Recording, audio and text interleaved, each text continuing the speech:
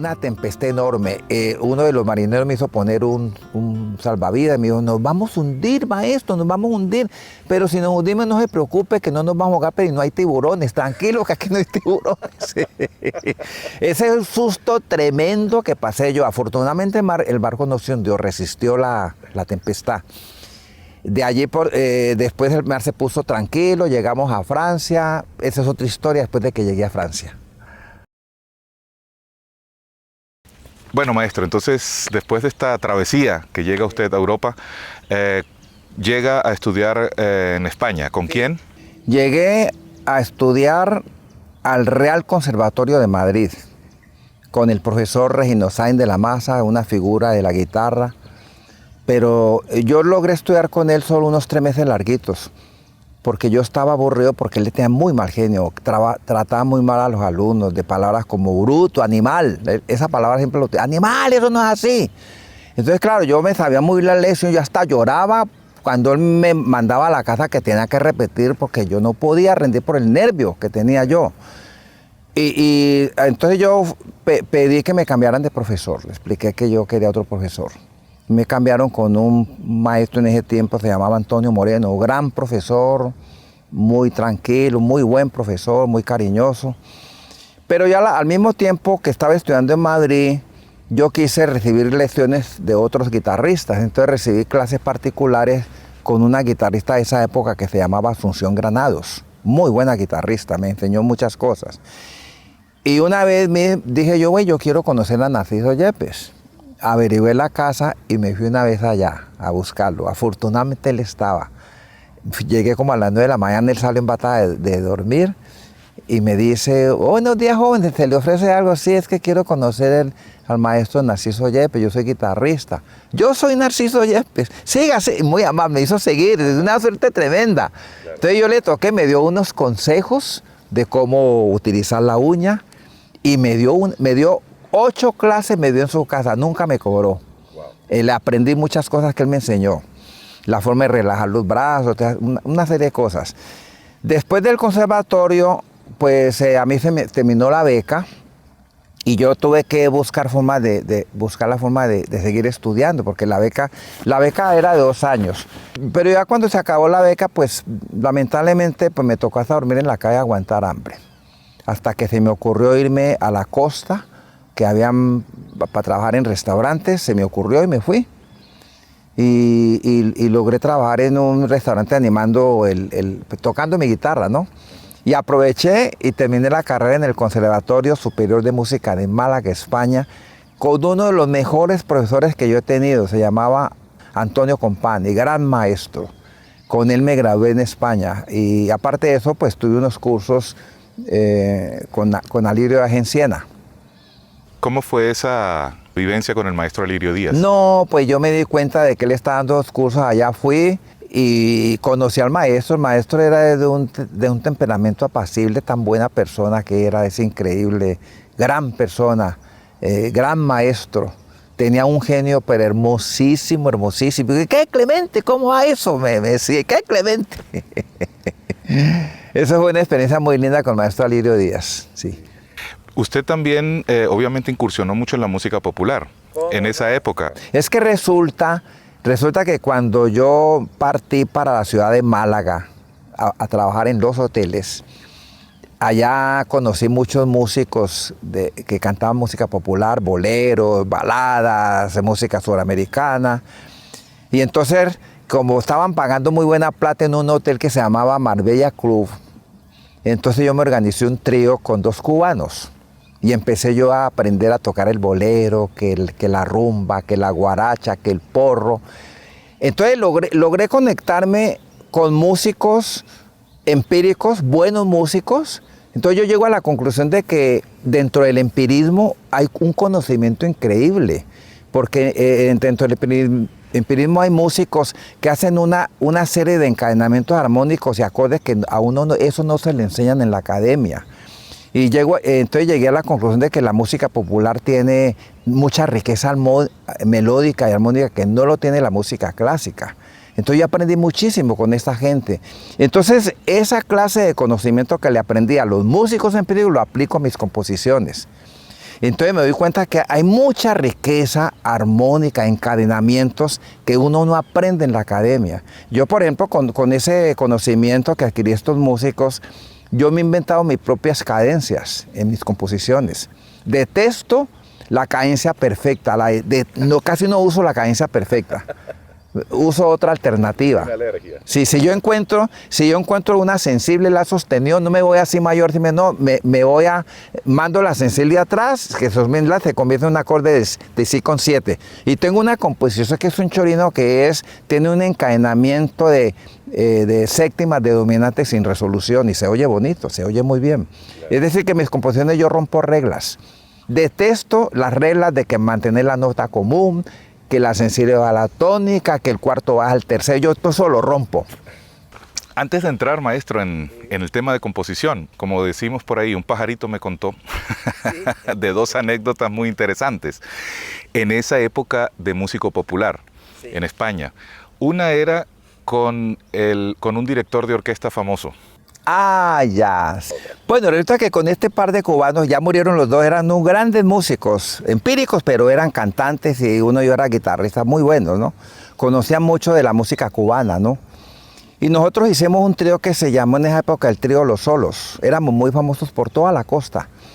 Y una vez nos llamó un señor que quería darnos un contrato en Teherán, la antigua Persia, ¿no? Y fuimos a trabajar a 3 meses a Irán. Y hacíamos la misma misionera, ir por entre las mesas a tocarle a la gente que estaba comiendo y dedicarle canciones y nos daban pues propinita. Entonces resulta que ya nosotros ya habíamos terminado y entró un cliente y se hizo al fondo del restaurante y pidió algo, ¿no? Cuando ya nosotros nos íbamos a ir a acostar, nos dice el muchacho, mira muchachos, el señor que está al fondo requiere de vuestra presencia. Entonces dice el señor, no, que es que el dueño del restaurante es amigo mío y él me dijo que aquí habían unos suramericanos haciendo música, a mí me encanta la música popular, he venido a escucharlos. ¿Ustedes por favor si saben algo de Bolivia? No, de Perú, algo de música peruana. No teníamos repertorio de música peruana, entonces me dice mi compañero, no, pues hagámosle un carnavalito, un carnavalito. Pero el hombre está pidiendo algo de Perú. No, hagámosle que más o menos parecido a esa música, me dice él. Y le hicimos una pieza que se llama Naranjita. Naranjita, pinta, pinta. Eso es boliviano, ¿no? Cuando terminamos de tocar nos dice el caballero, qué raro. A mí eso no me parece de Perú, eso me parece... Claro que hay un poquito de influencia, pero eso me parece más que todo del altiplano. Pues de por allá de Bolivia, me dice el tipo. Y Roberto llevándole la contraria. No, eso es peruano. Yo viví en el Perú muchos años, esto me lo enseñó el compositor. No, pero qué raro. Bueno, entonces resulta que el hombre llega y nos pide una pieza del Paraguay. ¿Ustedes saben algo de música paraguaya? No teníamos repertorio de Paraguay. Entonces me dice Roberto, hagámosle una samba argentina. No, pero es que el hombre está pidiendo no, hagámosle una samba argentina, no se va a dar cuenta. Y le hicimos Sapo Cancionero. Y el tipo llega y frunce el ceño. No, pero es que eso me parece más que todo por los lados de Argentina. Pero eso no es paraguayo. No, eso es paraguayo, me lo enseñó el compositor, eso es paraguayo, llevándolo a la contraria. Bueno, el hombre ya no dejó de preguntarnos, entonces me dice a mí, me ha dicho mi amigo del dueño del restaurante que usted compone muy bonito, que usted ha hecho una canción alusiva a este país, me gustaría escucharla. Le digo yo, no, sí, la estoy terminando, pero todavía no me la sé, tengo que estudiarla más. Entonces mi compañero me toca al pie y le dice, ve, tócala que vamos a perder unos $. Entonces le dice, vea, él sí se la sabe, lo que pasa es que le da vergüenza, pero él sí dice, tócala, Clemente, que el caballo te quiere tocar. Y empiezo ya a tocarla, como no me la sabía muy bien, pues yo me equivocaba, pero al final él me felicitó, me dijo, no, muy interesante la composición. Entiendo que usted me dijo que no la sabe bien, pero muy bonita la idea, lo felicito. Entonces llegué, mire, en ese momento llegué, mire el reloj, uy, tengo que irme. Y salió y se fue, pero no nos dio propina. Salió y se fue, se despidió. Luego vengo a verle, dice. Entonces dice Roberto, qué tipo más tacaño, hacernos perder el tiempo y no darnos y que era una perra gorda. La perra gorda era la moneda de más bajo valor que había en España en ese tiempo, ¿no? Y nos fuimos pues a tomarnos una Coca-Cola allá para irnos a dormir. Entonces nos dice el muchacho, el barman, nos dice, muchachos, el caballero que estaba allá les dejó esta tarjetica. La tarjeta la agarró Roberto, el de charachero. Y la lee la tarjeta y dice Roberto, esto me pasa por hablador, por chismoso. Y se pegaba aquí. Tomás Clemente, lee, pero no me vayas a decir nada, no me vayas a decir nada. Y claro, yo leo la tarjeta y decía allí, muchas gracias por vuestra música, volveré a verles. Volteo la tarjeta y era Ever von Karajan, el famoso director de orquesta. Nos dio una vergüenza, claro, el tipo no volvió, ¿no? Pero es una anécdota. Eso es increíble, maestro. Bueno, qué pequeño es el mundo. Había otra anécdota con un jeque árabe. Esa anécdota es increíble. Mira, pero resulta que nosotros estábamos trabajando en uno de los mejores hoteles de Marbella. Un hotel donde solo iba la gente millonaria, gente de mucho caché, artistas de cine. Allí conocí yo a Sean Connery, conocí a Kirk Douglas. Hicimos una secuencia de 10 minutos con Kirk Douglas, una película que él filmó allá. Y ya estábamos terminando el trabajo cuando llega una mesa, llegan unos personajes, todos eran árabes, y eran por lo menos unas 20 personas. Entonces cuando estábamos terminando nos dice el MET, el director de los camareros, nos dice, Clemente, el jeque árabe los mandó a llamar, claro que ustedes ya terminaron, pero no vayan, que allá pueden sacar unos buenos dólares. Nosotros llegamos allá, a la mesa, y al lado, estaba sentado al frente, pues se suponía que era pues el gran jeque árabe petrolero, ¿no? Multimillonario. Y aquí a la izquierda estaba el secretario. Entonces llega y saca un fajo de billetes de 1000 pesetas y los pone sobre la mesa. Entonces dice Roberto el cubano, coño Clemente, es mucho billete. ¿Y qué dice el tipo? Entonces me dice, es que mi jefe me dice que si le tocan los ojos del español, él les da esa propina. Coño, ¿qué dice el tipo? No, que le toquemos los ojos de la española. Entonces, toquémosla, pero de arriba abajo. De arriba abajo eres y no repetirla. Yeah. Sí. Tocamos los ojos de la española, lo sabemos con letra y música, todo, y aplaudió el hombre y nos dio esa propina.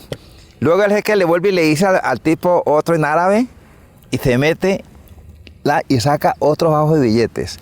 ¡Coño, Clemente! No hay mucho billete. ¿Qué dice el tipo? Y no, pues que le cantemos Bésame Mucho. Es ahora muy popular en España, ¿no? Y le hicimos Bésame Mucho, nos dio pues la propina. Bueno, así seguimos varias canciones. Cuando ya eran como las 2 de la mañana, nosotros terminamos a las 2 y nos quedamos hasta las 2 con esa gente. Ya yo recibía la plata de ese requinto que yo tocaba, estaba lleno de billetes. Y la guitarra de Roberto, lleno de billetes, imagínate. Los estuches. Sí, imagínate. Y resulta que ya el hombre llega y mira el reloj, bosteza y le dice algo se supone que el secretario. Iba sacando un fajo de billetes. Los billetes los puso atravesando la mesa como en baraja. ¡Coño, Clemente, mucho billete! ¿Qué hizo el tipo? Entonces dice el secretario que mi jefe quiere que le interpreten Brasil, esa pieza brasileña. La teníamos pero instrumental, pero no sabíamos la letra. Y empiezo con el requinto. Tin tan tan taran tan tin tan tarararirurirurirurar, del requinto, ¿no? Entonces llega el jefe y dice, stop. Le digo, what happens? Me enoja que mi jefe dice que se la canten, que no la quiere instrumental. Y le digo a Roberto, pero ¿qué hacemos? No sabemos la letra. Tranquilo, Clemente, no te preocupes que no podemos perder ese billete. Arranca que yo improviso. ¿Y qué vas a hacer? No te preocupes que aquí esta gente no habla español, no te preocupes, aquí no hablan español, yo improviso. Pero no podemos perder ese billete. Y empiezo yo. Tin, tin, tin, tan, tan, taran, tan, y empieza Roberto. Brasil, oye Clemente, esto está bueno. Vamos a ganar muchas pesetas. Preparémonos los bolsillos. Brasil. Empezamos. Yo me puse como erizado de miedo que se fueran a dar cuenta. Pasó el jefe de camareros y nos dice, muchachos, se volvieron locos, ¿qué están haciendo? No, tranquilo que quien habla español. Entonces le dice Roberto al otro compañero que era cubano, y ahora sigue tú con la segunda estrofa. Y empieza César, se llamaba César Álvarez. Empieza, Brasil, oye Clemente, esto está bueno, Roberto tiene la razón, preparémonos los bolsillos, Brasil. Y así siguió improvisando esas pendejadas y el tipo no se dio cuenta. Al final el tipo aplaude, bravo, bravo, y nos dio la plata. Y se llevaron el billete. O sea, imagínate que con ese billete que ganamos, casi pago un apartamento completo. Nos llaman cada uno más de 600,000 pesetas en efectivo. Es mucho billete. Yo nunca había ganado tanta plata como esa noche. Además, bueno, la astucia de todos ustedes, ¿no? Y yo estaba que me moría de miedo que se fueran a dar cuenta que no estábamos haciendo la letra original, ¿no? Claro. Genial. Maestro, vamos a entrar un poco al tema de la composición. De su faceta, bueno, usted es compositor, es guitarrista, excelente guitarrista también. Me encantó mucho producir la música suya que hicimos esta vez. Me dejó impresionado además por el aguante que tiene. Todos estábamos muertos y usted estaba ahí, pero como si nada. En cuanto a la composición, usted se ha dedicado a escribir fundamentalmente música de su país, ¿no? Pero también he visto que ha escrito choriños, choros, fantasías. Exacto. Háblenos un poco acerca de su faceta, de su música, de cómo se ve usted como compositor, de cuál es su lenguaje. Bueno, para empezar, pues muchas de esas reglas que escuché de composición, yo eso no lo pongo en práctica, no lo aplico. Creo que yo aplico lo mío, lo que yo siento. Utilizo melodías donde de pronto yo quiero que esa melodía suene raro y le voy a poner una séptima mayor y una novena mayor, la voy a incluir en la melodía para que suene bonito. Entonces me la rebusco, ¿no? Para tratar de que no sea parecido a otras melodías, ¿no? Y pienso que yo cuando compongo me creo mis propias reglas. Porque quiero hacer algo original, o sea, rompo reglas. No me baso en reglas que estudié cuando estudiaba composición y cuando estudié armonía, porque yo pienso que la armonía que se enseña en los conservatorios, yo creo que eso está ya mandado a recoger, porque hoy en día se usa otra armonía mucho más evolucionada. Lo que sí, yo nunca estoy de acuerdo con la música contemporánea porque no la entiendo. Entonces siempre aplico lo que a mí me nace, melodías que gustan, ¿no? Melodías que yo estudio. Cada compás lo analizo, porque quiero que la melodía suene como yo quiero, hacer algo diferente. También estudio cada compás con el fin de que lo que se toca en la guitarra sea tocable. De eso quería también preguntarle, porque obviamente escribir para guitarra es algo muy complicado. Hay que conocer la guitarra. Es una problemática, ¿no? Entonces existen compositores que conocen poco la guitarra y esas obras pueden ser unos monumentos, pero son prácticamente intocables. Y por otro lado, hay guitarristas que componen, pero sacrifican, diría yo, en alguna parte la idea musical por la realización técnica. Mi pregunta va a eso. Al escuchar su música, la primera vez que yo escuché su música me pareció una cosa increíblemente hermosa, y muy, muy bien pensada, muy elaborada, pero también tocable. O sea, no digo que es fácil, porque no es fácil tocar su música, pero es una cosa que se puede tocar, y se puede tocar, es muy guitarrística. ¿Cómo logra usted ese equilibrio entre esa belleza musical, entre la estética que usted maneja y la realizabilidad, digámoslo de alguna manera, técnica? A ver te digo, John, en primer lugar yo pienso que para escribir para guitarra hay que pensar en el instrumento. Hay que ver si lo que uno escribe se puede tocar en el instrumento. Si yo hago una frase con cierta armonía que quiero yo que suene y veo que no puedo conservar el legato, debo cambiar el concepto el armónico o mantener el mismo concepto pero buscando otra alternativa con el fin de que suene bien todo. Yo he encontrado muchos problemas en obras que yo analizo donde me he tomado la libertad de cambiar la notación pues siguiendo la idea del compositor con el fin de que eso sea tocable. Y a veces pienso que debe ser también una cuestión de que el guitarrista analice. Pero básicamente usted le da el principal peso al mantenimiento del legato. El legato. Sobre todo que suene la melodía bien clarito. ¿Y cómo estructura? O sea, ¿tiene un plan de trabajo? Yo escuché que usted de niño quería ser arquitecto. Sí, arquitecto. Y bueno, el ser compositor pienso yo, en mi opinión, pues es una especie de arquitectura, ¿no? Una arquitectura musical, ¿no? ¿Hay alguna estructura que usted utiliza, un modo de trabajo que usted emplea, o de dónde viene la inspiración, por ejemplo? A ver, te digo, es que como yo incursioné mucho en la música popular, cuando te conté que estaba en Europa, yo creo que eso me impregnó de conocimiento tanto melódico como armónico. Entonces yo la música la tengo metida aquí. Tan es así que cuando hay una composición, yo no me tiro un tiempo largo haciendo la melodía, porque primero hago la melodía y luego le meto la armonía. ¿Sí? Pero la melodía, una vez que la escribo, la pienso, analizo compás por compás, porque trato de meterle riqueza melódica, como te decía yo, que quiero meterle aquí una novena mayor, a ver cómo me suena la melodía. Entonces la analizo. Después le aplico la armonía, pero siempre pensando en que la mano izquierda no pegue esos saltos. Y si de pronto aparentemente es difícil el desplazamiento, después busco la solución. Maestro, vamos a hablar un poco acerca del arte, del artista en sí. Háblenos sobre su visión del arte y de cómo concibe usted a un artista. Yo pienso que el arte musical es muy subjetivo, donde el artista debe de sacar a la luz su subjetividad, lo que está sintiendo.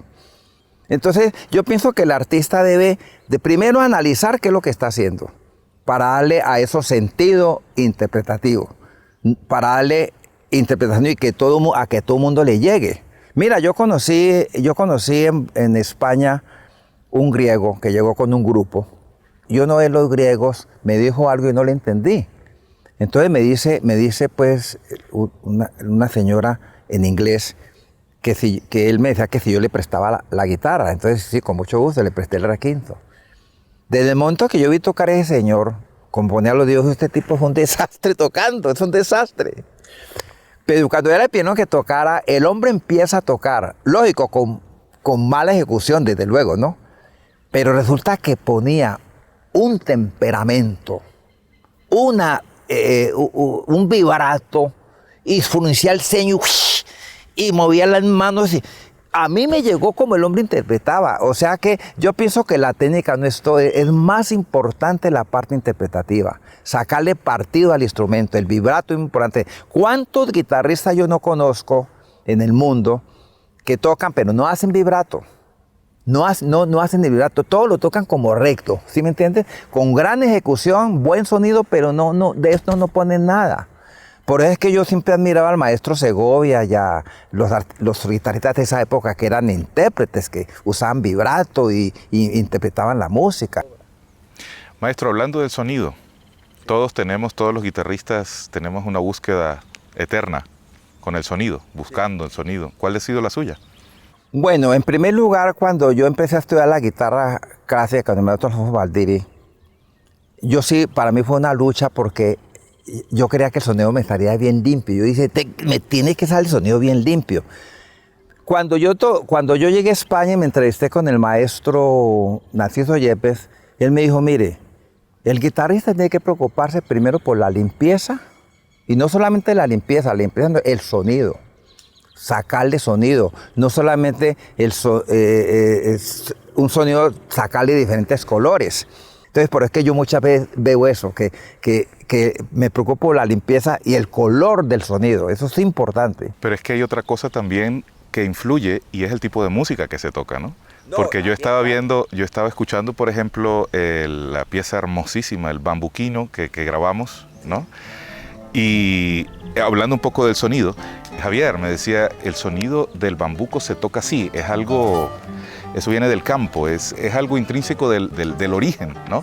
En el caso, por ejemplo, de la música venezolana, yo pienso particularmente que es así también. Tocar un joropo, por ejemplo, que es una música muy recia del llano venezolano, bueno, Colombia también tiene llano, el cantante de joropo pues tiene una voz muy recia, son campesinos que tienen una voz, diría yo, para nada estilizada. Al tocarlo con un sonido extremadamente redondo, no suena a pueblo, no suena a llano, ¿no? Entonces sería como un elemento más a considerar a la hora de tocar cada pieza, ¿no? La búsqueda del sonido que le va a cada tipo de música. Obviamente al tocar música barroca requiere otro tipo de sonido. Ya te entiendo, sí. Maestro, ¿cómo le gustaría ser recordado por las generaciones futuras? Pues yo, en primer lugar, yo pienso que he puesto mi granito de arena, ¿no? Con ese libro de investigación que hice en mi año sabático en la Universidad del Valle, donde descubrí herramientas muy interesantes. Y estoy seguro que yo voy a ser recordado por mucho tiempo por ese libro, ¿no? Esa investigación, porque actualmente en algunas escuelas en Colombia se está utilizando una de mis investigaciones, que es el dedo guía en punto neutro. ¿Está editado ese libro? ¿Se puede conseguir? Se editaron 200 ejemplares en la Universidad del Valle, pues salió con errores, entonces se corrigieron los errores y se pensó en marzo, antes de que empezara la pandemia, a hacer la producción, pero la pandemia dañó todo, ¿sí me entiendes? Pero ahora parece ser que están arreglando ya para hacer la producción del libro. Perfecto. Me lo están pidiendo en Ecuador, en Medellín, las conferencias que son interesantes. Entonces dentro de poco tendremos la fortuna de tener ese libro para poder conseguirlo. Muy bien. Entonces quiero que se me recuerde en ese aspecto y con las obras, que son muchas. Claro. Son muchas obras. Para mucho honor a mí se me recuerda mucho, inclusive una guitarrista que vino con un grupo de guitarristas en el Festival de Guitarra aquí en Cali. Ella quería conocerme y me dice: maestro, estamos tocando sus recuerdos payaneses, la danza triste, la gavota gloria, yo quiero más música, la estamos tocando en México, se está escuchando mucho su música, imagínate. Entonces yo sé que yo voy a ser recordado y para mí sería una satisfacción, porque pienso que el día que cuando uno se muere, pienso que uno queda viendo todo, que no se puede manifestar, y me gustaría ver que están tocando mi música. Y esta pregunta es un poco difícil. Puede ser, ¿con qué obra le gustaría ser recordado? Pienso que con Recuerdos Payaneses, que es la obra que, no sé, ese pasillo tiene algo que me llega al alma. Fue hecho de una forma tan técnica, tan especial, tan propia de mi inspiración, que no solamente escribir el pasillo por hacerlo, sino que pensé en muchas cosas para hacer ese pasillo. En primer lugar, ese pasillo es dedicado a Popayán. Y yo tengo mis armas para hacer mis composiciones, tengo mis bases, ¿no? Entonces yo dije, bueno, la palabra Popayán tiene 7 letras, pues voy a hacer una melodía, buscarme una melodía que tenga 7 notas. Cuando yo hice esa melodía, que así empecé la composición, pues esa frase se va repitiendo en la primera parte. Entonces cuando yo hice la primera frase, yo dije, bueno, ahora le quiero poner una armonía que tenga que ver con Cauca. Cauca, que es el departamento, ¿cierto? Cauca tiene 5 letras. Entonces busqué 5 notas, las 5 notas de la palabra Cauca. Y luego la segunda parte, la segunda parte que es muy sentida. Allí me inspiré yo, en Popayán había unos músicos ecuatorianos. Tú como músico que eres, tú sabes que los ecuatorianos manejan muy bien el vibrato, el sentimiento. Ellos cuando tocan su música hacen llorar el instrumento. Y yo me iba toda la noche a escuchar este par de ecuatorianos. No tenían técnica, pero tocaban con un vibrato, un sentimiento increíble. Entonces esa segunda parte yo hago reminiscencias de estos dos músicos, ¿sí me entiendes?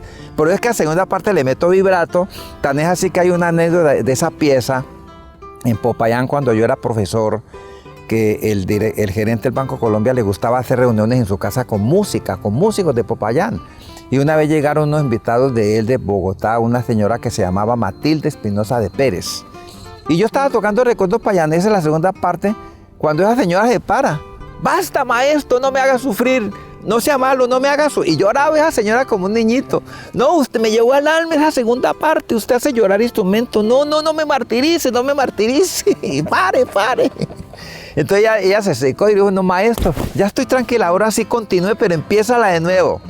O sea que allí yo por eso que le saco vibrato y le saco sentimientos a la segunda parte. O sea, para mí tiene algo muy importante esa obra y gusta mucho. Entonces yo creo que me gustaría escuchar siempre Recuerdos Payaneses. Y en segundo lugar, la danza triste. Porque la danza triste la hice yo por un fracaso sentimental, una chica que me enamoré en Popayán.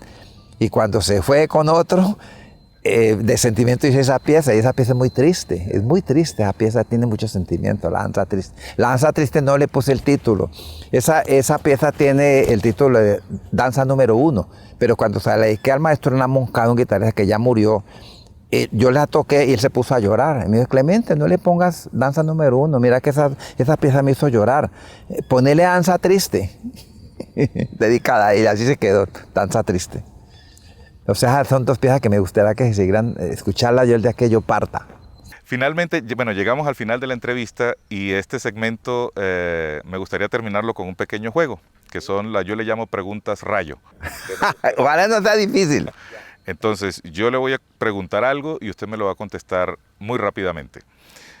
Primera pregunta, ¿de qué se arrepiente? No, no me arrepiento de nada, porque yo iba a estudiar arquitectura, escogí la música y para mí ha sido como un tesoro que Dios me dio, ser músico. ¿Qué o quién lo hace reír a carcajadas?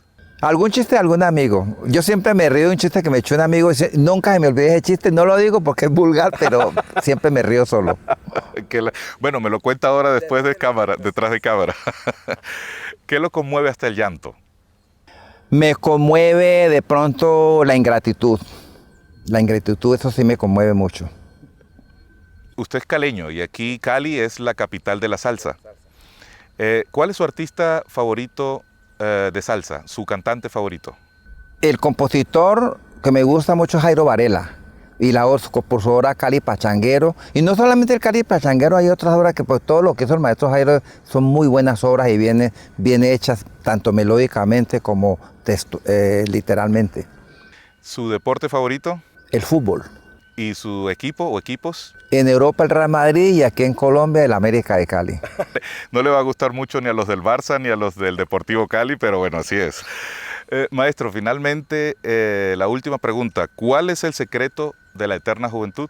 A ver, el secreto en primer lugar, meterse en la cabeza de que uno no va a envejecer, porque yo todos los días me miro el espejo y digo, tú no estás viejo, Clemente, tú estás joven. Por eso es que tú siempre me ves andando rápido y hablando rápido. Segundo, saber comer bien.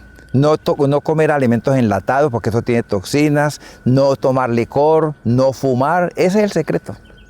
Ese es el secreto. Y componer. Y componer, sí. No, y la música, porque la música rejuvenece.